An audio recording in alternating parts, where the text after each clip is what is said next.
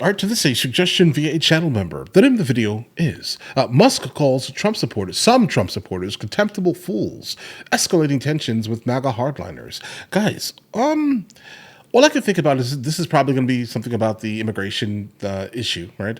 In terms of the H-1B visa, this is probably most likely where we're lying because that's just kind of been in the news cycle as of late, at least. I don't really understand the issue here. I do think that Elon and Vivek are coming at it in a very intelligent way. I don't think that what they're saying is wrong. Don't get me wrong. There are going to be some individuals who just do not like the idea of immigrants coming to America. Okay. That is a reality. There's a reality for everything, right? But I think that if you are not specifically against immigration, but you're more so against the illegality of the migrant crisis, let's say, like I am personally, I just don't like the concept of it being illegal. I'm pretty much for the most part, a law and order type of individual here. You're coming to the country, breaking into the country through the southern border in an illicit manner. You need to go back home, bro. All right. Why? But I don't mind the concept of immigration, guys. I think for the most part, that type of thing makes us stronger. But there are some individuals who just do not like the concept of it. And I'm guessing that's probably where we're lying, right? And the title says he's calling some contemptible fools, most likely individuals that are the ones who absolutely just strongly detest the concept of immigration for some reason. But let's see where this video takes us, guys. Let's go and jump into it immediately. I'm sure we'll be able to discuss it more, I guess, as we get some more information. In his clash with the far right over immigration, Elon Musk is now going after the hardliners, the very heart of the MAGA base, labeling them just a few hours ago as, quote, contemptible fools who must be removed from the Republican Party root and stem. Musk now finds himself pitted against the likes of Steve Bannon, however, Trump's former White House aide, who came out against Musk's push for H-1B visas, which allow highly skilled foreign workers into the U.S. and has long been the lifeblood of Silicon Valley. H-1B visas? That's not what this guy. It's about. Oh yeah, he's not going to have anything. He's not going to like immigration. It's about taking American jobs. I've seen this guy before. Essentially, become indentured servants at lower wages. This thing's a scam by the oligarchs in Silicon Valley to basically take jobs from American citizens, give them to what become indentured servants from foreign countries, and then pay them less. Simple. I mean, the way you're framing it is interesting, but here's the thing. I would say until we actually start focusing on kind of home growing, let's say, proper engineers and all these other things that absolutely will be filling the H-1B visa process, guys, until we actually start focusing on education, to the point where we're actually competitive on the world stage in terms of education, I'm not sure we're going to have a country for much longer, guys. I don't see how we can move forward in a time where the concept of education or being intellectual is not really that relevant.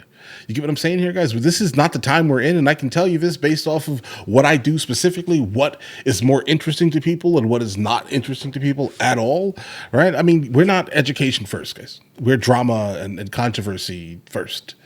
Until we can bypass that and actually start focusing on, raising kids that want to be doctors and engineers specifically, right, and physicists and things like that, I'm not sure we're in a place where we can say, you know what, let's go ahead and deny every single person that already has what we need because we are not focusing on it as a culture, guys.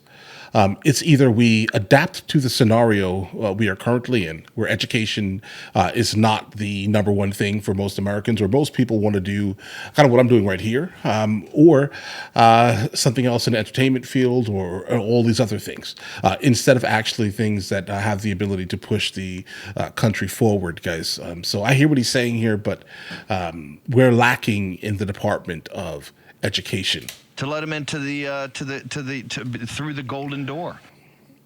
Now, Bannon's comments align him with people like the far-right activist Laura Loomer, who has been bashing Musk for days now on this and is even accusing him of censoring her on his own platform. She is the anti-immigrant Trump ally who is now claiming that her blue checkmark was removed, Her subscriptions were deactivated. Her character limits for tweets and posts on X were limited for what she says is, quote, raising concerns and speaking the truth about the technocratic takeover of our country in the White House. Now, that was after she posted racist messages like this, saying our country was built by white Europeans, actually, not third world invaders from India. All right, so pretty much, whoa. I mean, listen. Here's the thing. The country was designed, let's say, by white Europeans, absolutely. But here's the thing here, guys. Oh, that's a tricky one. So you had a blue check, but yet you were saying this. Now, we're in a weird time, guys. We're in a weird time where you just can't say things like this, and that's just the terrible time we're in. I would have read that, and I would have just been like, okay, well, interesting, and I would have moved on instead of most likely. Her channel was probably reported, and so many reports would probably remove your blue check. I'm just going to go ahead and be honest. By looking at this statement here, there will be a lot of people who would take that as terribleness. Not saying that it's correct for them to do that, because you could just, I mean, the problem, guys, the problem is that I don't, there's a difference between saying something that is wrong and just saying it, right? Let's say.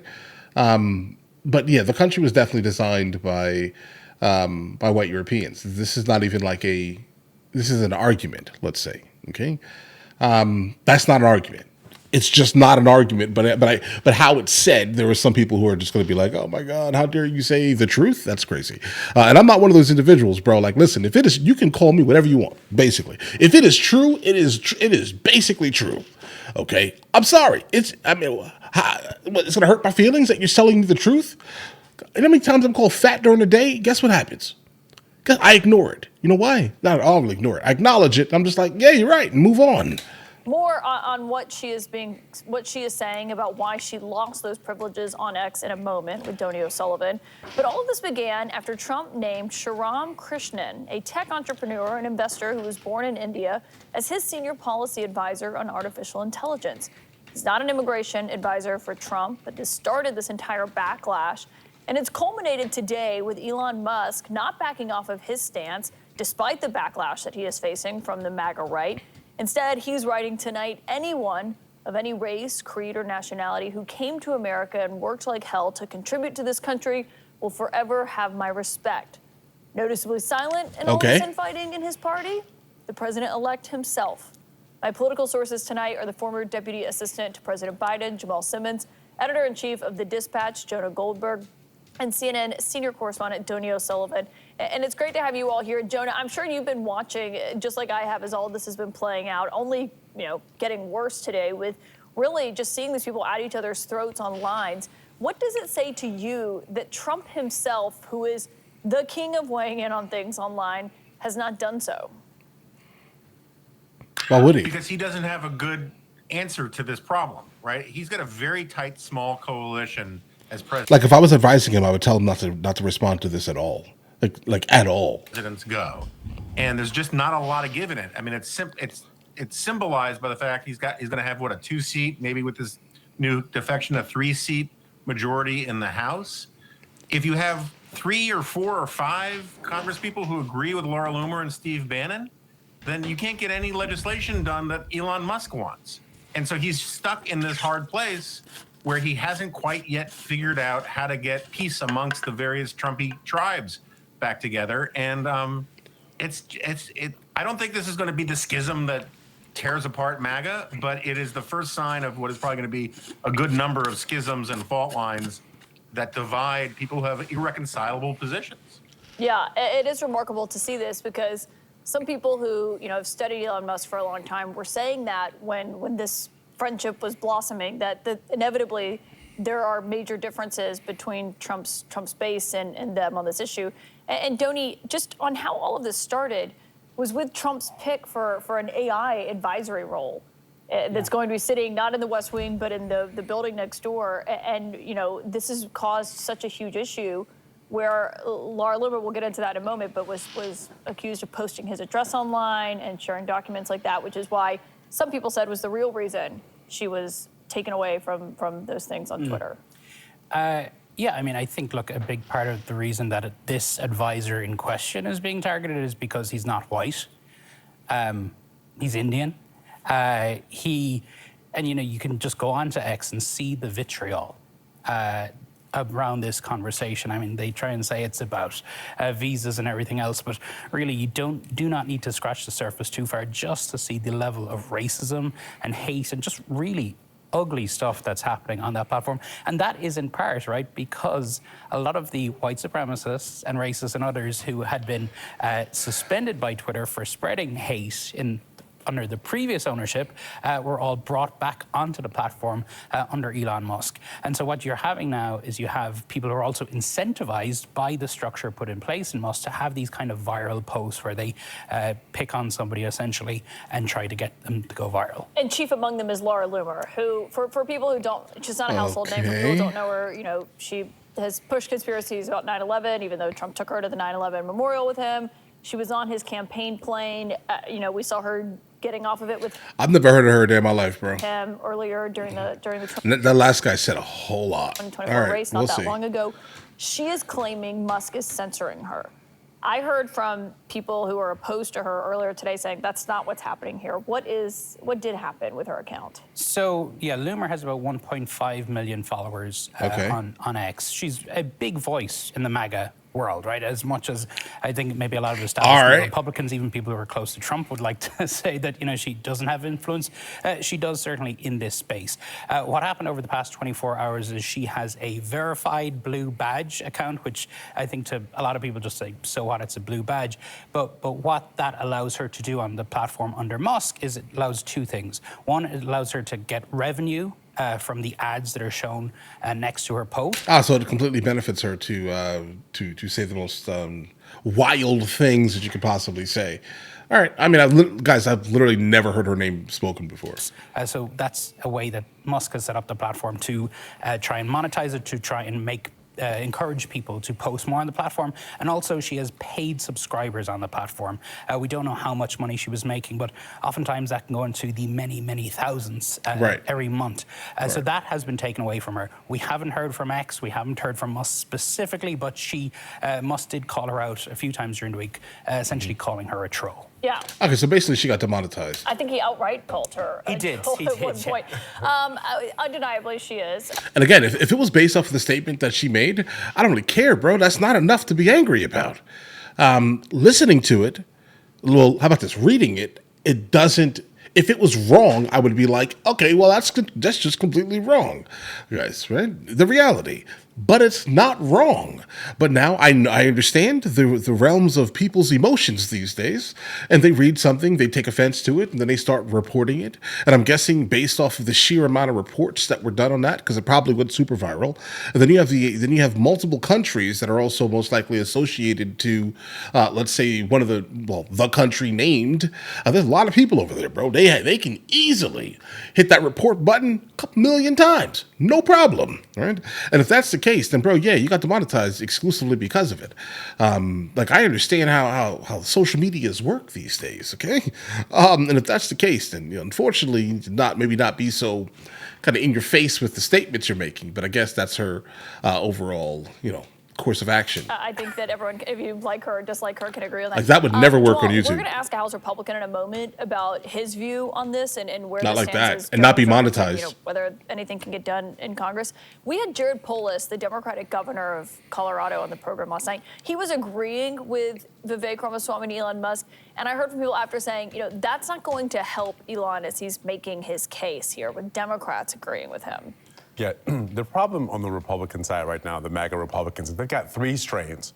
The one strain is sort of the economically anxious, the people who kind of could go either way. They just want lower grocery prices, more affordable housing. They thought Trump might be the guy. You've got these ideologues like Laura Loomer who are sort of culturally anxious, right? They don't want an America that's going to become browner. They're trying to preserve kind of a white Christian heterosexual culture that they believe is the core American culture and ought to be the one that exists. Now, Laura Loomer ignores when she says Europeans built the country. She ignores the African slaves. She ignores That's the reason why I said designed, guys. If you paid attention to my exact wording, The Chinese immigrants who did the railroad. She yeah, ignored designed. the people from Mexican heritage in the Southwest who worked, and then Native Americans who were here first. She ignores everyone else who was in the country. So the problem is, they've got to figure out how to Trump has got to figure out how to hold these people together. I just don't know if it's possible. Because at the end of the day, the only way the country grows is if we do have more immigrants who come into the country who help populate and move the country forward, and that we make it more diverse, where we recruit and retain people from different backgrounds into these tech industries so that we can have an economy that can compete with everybody in the world. Yeah, and Jonah, on that front, we heard from Loomer earlier Okay, bro. today saying, still pushing her position. Obviously, as I read just a moment ago, Elon Musk is very much still advocating for his, despite the immense backlash he's been facing. But listen to what Loomer said about what she plans to do with her position on this earlier. I'm going to escalate it all the way up to President Trump. I'm going to take it to advisors, and I'm going to take it to people I know who have been appointed to cabinet positions. And I'm going to ask them, is this the type of America that we're going to be living in? Are these the campaign promises that were made to MAGA and the American people? I mean, she does have a direct line to Trump, obviously. We've seen that. Trump has said he doesn't control her. But Elon Musk is someone who's basically living at Mar-a-Lago. And I think that is a real question of whether or not, as you were saying, maybe it's not the full rift, but it's the start of one, potentially, in this scenario. For sure. I think it's one rift among a bunch that will probably come down the pike as we move forward. But look, I mean... Bro, is this guy AI generated? I'm sorry, bro. Watch this man blink for a second. Like, just watch him blink, and when he closes his eyes, right, you still see his eyes, if that makes any sense. It's the weirdest thing in the world. I mean, I'm guessing it's like a frame rate issue or something, but it is strange. Apologies.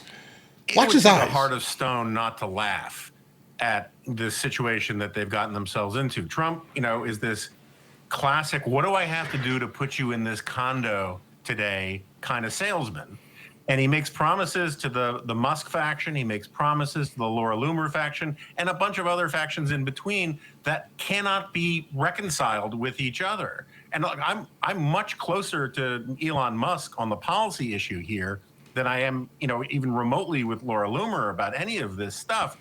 But one of the ironies of all this is that all of these people across the spectrum, they rode this populist tide in, claiming that establishment Republicans and conservative establishment and the old Reaganite crowd, the old National Review crowd, they don't know anything, and all the answers are super easy, and we know exactly what to do.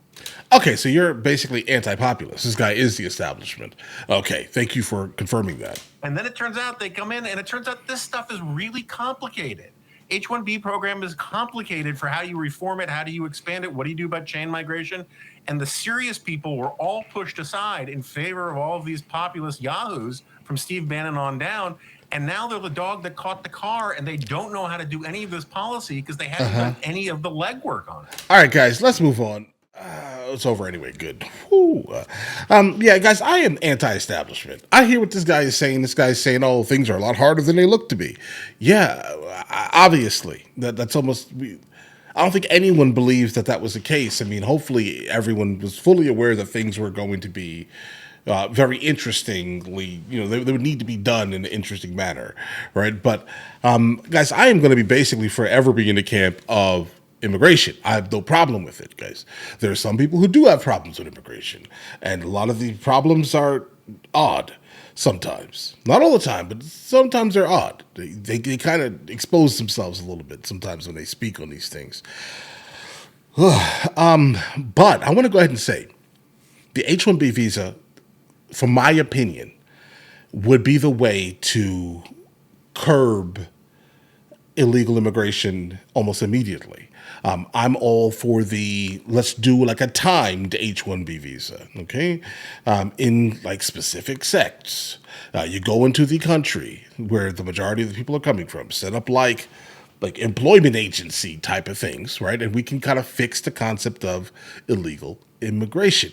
My issue is the illegality of it exclusively. Guys, I have immigrated into two separate countries, and maybe that in itself is the reason why I don't really have a problem with it, because I've gone through the experience in South Korea, I've gone through the experience in the south of Spain, right? So these are not things that like affect me mentally, at least. Maybe that again is what changed my opinion on the concept of it, I guess.